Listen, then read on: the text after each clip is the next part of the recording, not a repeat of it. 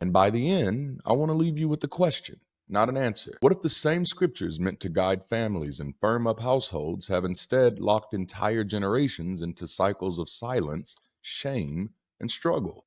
This isn't about feel good stories, it's not about propaganda, and it's not about cherry picking horror stories from people's past.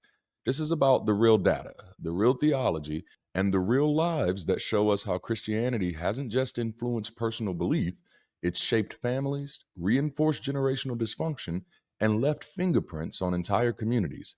So, in this conversation, we're going to unpack the role of Christianity in generational dysfunction. We'll look at how harmful family patterns get repeated, how cultural theology turns them into sacred obligations, how those patterns scale up into societal structures, and how even today, the stats reveal the weight of belief on education, poverty, trauma, and survival.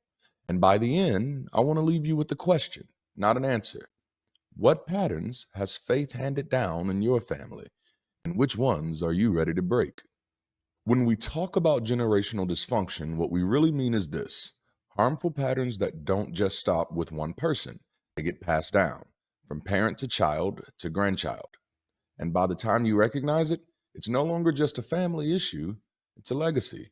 It shows up in a lot of ways: authoritarian parenting, where love is confused with control, silence around trauma because nobody was allowed to talk about what happened, cycles of poverty that keep repeating because opportunity was never handed down, shame around identity, who you are, who you love, how you think, taught as if shame itself was a virtue. And here's the thing: dysfunction survives not because it feels good, but because it feels familiar.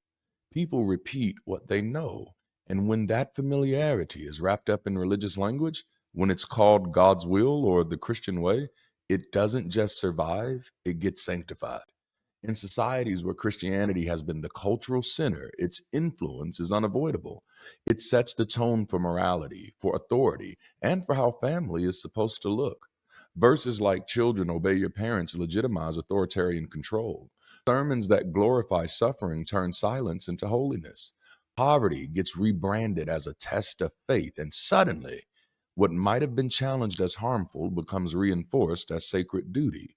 So, if generational dysfunction is about patterns that repeat, Christianity, especially where it dominates culture, often acts as the amplifier. It doesn't always create the harm, but it does provide the moral stamp that lets the harm keep passing from one generation to the next.